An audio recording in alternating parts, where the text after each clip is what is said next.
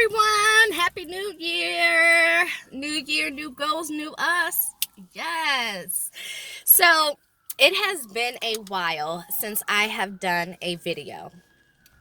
And with the holidays, with a lot of time off, time spent with family, one, I kind of got lazy, and two, I fell off. I fell off the juicing bandwagon something hard. Like I fell 6 feet deep. Like I fell and my ankles were not available for me to get back up. Like 3 weeks of poor food choices, 3 weeks of every day making an excuse of why it was okay to stuff my face, especially with all the pies, the cookies, the brownies. It was just horrible. I did a horrible job. And it shows. And not only did I catch a little cold, but it shows in my clothes and in the scale. So if you guys recall, my lowest weight was 173. My goal weight was 160, 165. So if I go with the lower number, 160, and my lowest weight was 173, I was just 13 pounds away from my goal weight. So in my mind, it was okay to have that one day to kind of pig out, eat whatever, do whatever, and hop back on it the next day. Lies I told myself, because that was the furthest thing from what happened. One day turned into two, two into three, and days turned into weeks, and here I am today at 189.6 pounds. So I weighed myself yesterday, and that's what the scale said, 189.6 from 173. So that is a 16.6 pound weight gain.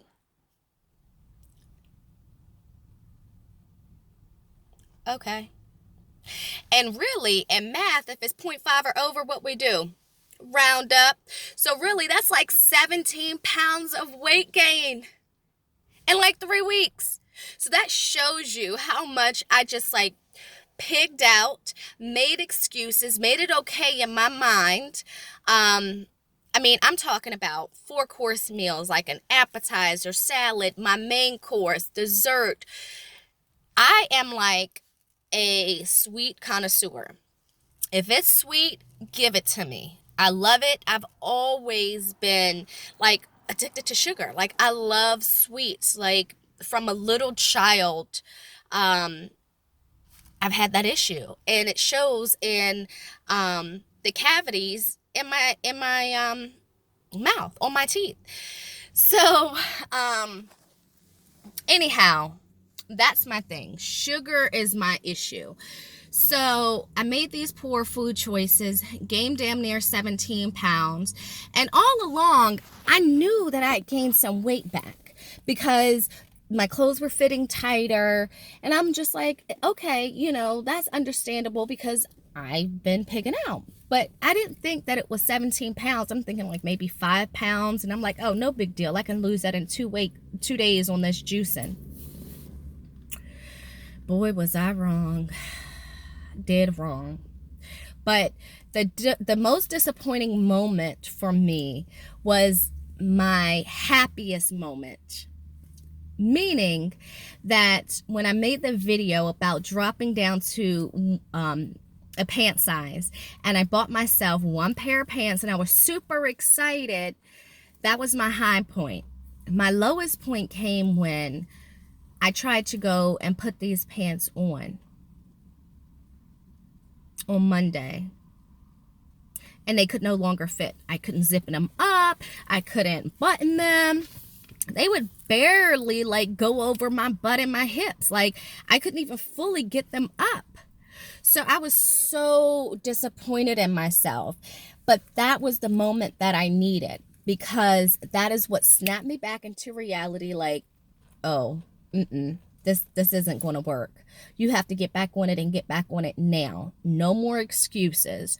So when I hopped on the scale and saw that it was 189.6, I was like, oh yeah, I'm not eating forever. Of course, that was my thought. Of course, that's not realistic or reality. But I'm definitely going to get back on it just as hard as I was going before, because I see the difference in my clothes, see the difference in the scale, and not a good difference. But on top of that, I'm not one to really get sick. Like, I've never been, like, as a child, I was sickly, but like sickly with asthma. But as I got older, my lungs developed, got bigger, and I grew out of it. So thankfully, I've been a very healthy adult. And typically, I'm the one that's caring for the kids, the husband, the family, everybody that's sick.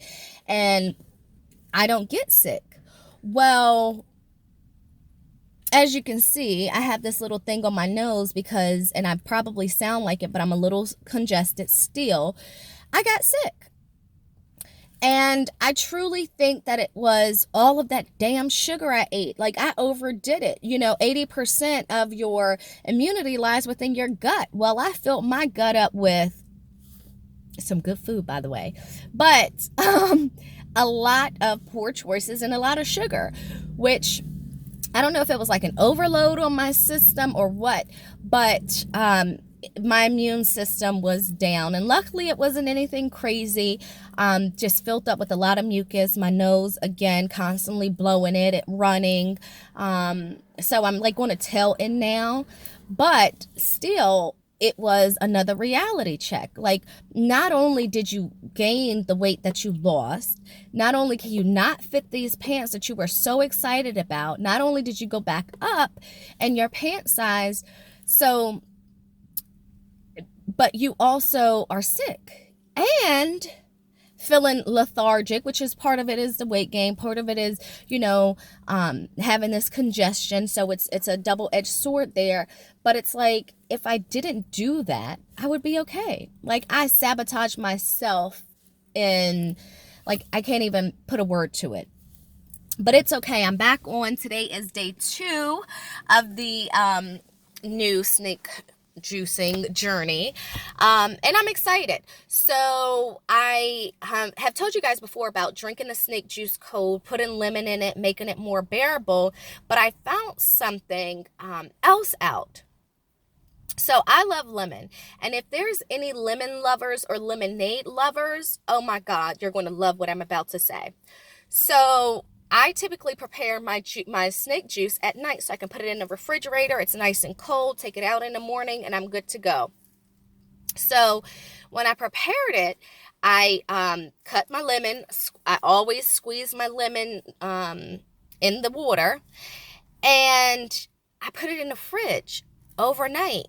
And in the morning, the lemon was much more potent to where my snake juice damn near looked like lemonade from the color of it. It looked like the light lemonade, but it looked like lemonade, and it tastes like lemonade just without the sugar. Like, it was bitter, don't get me wrong, but bearable. And it totally overcast the saltiness. You know how the magnesium has that, I don't even know how to describe it, but that flat kind of taste. But it totally overrode all of that, and it was just like a bitter lemonade. I was like, oh, this is heaven. So then that made me think, we need to make our water fancy. I said it, make water fancy. Like, how do you make water fancy? And I think that was part of my problem too. It's like, I'm over it. I'm tired of just water. Like, I need flavor, and I totally overdid it. So what I mean by making water fancy is, some days when you're feeling like really motivated, just doing the plain old snake juice without lemon. Some days doing the lemon, squeezing the lemon juice in there, placing the actual lemons in the juice and putting it in the fridge overnight. So in the morning, it tastes like that bitter lemonade. The lemon is very potent. Or preparing your snake juice at night, and then in the morning just cutting your lemon up and squeezing the juice in there. And if you're feeling fancy, go ahead and throw the lemon in the water as well. But that's what I mean by making the water fancy, like different flavors. So like a soft hint of lemon, a strong taste of lemon, just plain snake juice. That's what I mean by making it fancy. You can't really do too much with water, but with the little we have, we're going to work with it. Like they say, when life gives you lemons, make lemonade, minus the sugar. So the last thing that I wanted to mention to you guys is, I know before I mentioned that I was taking these hair supplements. It's actually Dr. Berg's hair formula, and I really think that they're working. This is the second month that I'm taking them, but a little bit of being honest here. My hair was thinning and falling out prior to snake juicing. However, when I was snake juicing, it was falling out at a much higher rate. You know, it was more falling out, breaking off, and it was at the crown of my head. So snake juicing just enhanced what was already going on in my body. My sister told me about this hair formula, so I looked at it, looked at the ingredients and all of that. I said, okay, well, let me give it a try, you know. And typically they say you get what you pay for. These vitamins are a little bit pricey. So there's 60 capsules in a bottle, and it's 45 bucks for the bottle, and it's $5, I believe, $4.99 shipping and handling. So basically $50 for these vitamins, and 60 capsules is a 30-day supply because you're taking 2 capsules a day. So I tried it. I believe it's working.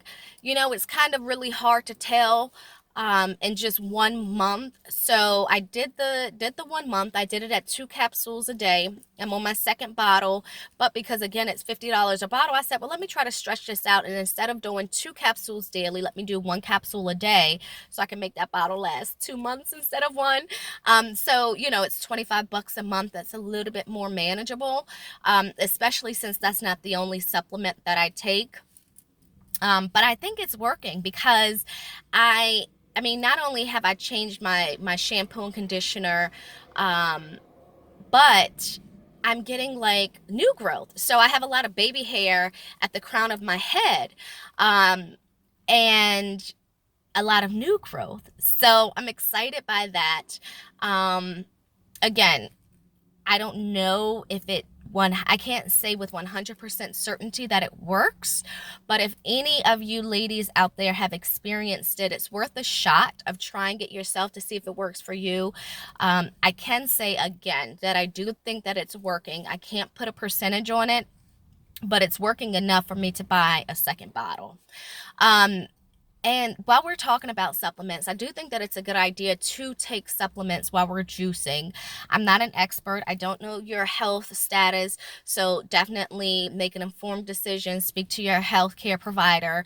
But I take the hair formula. I take a vitamin B complex, which has all of the vitamin Bs, obviously for energy, metabolism, but the vitamin B that I take also has a vitamin C in it.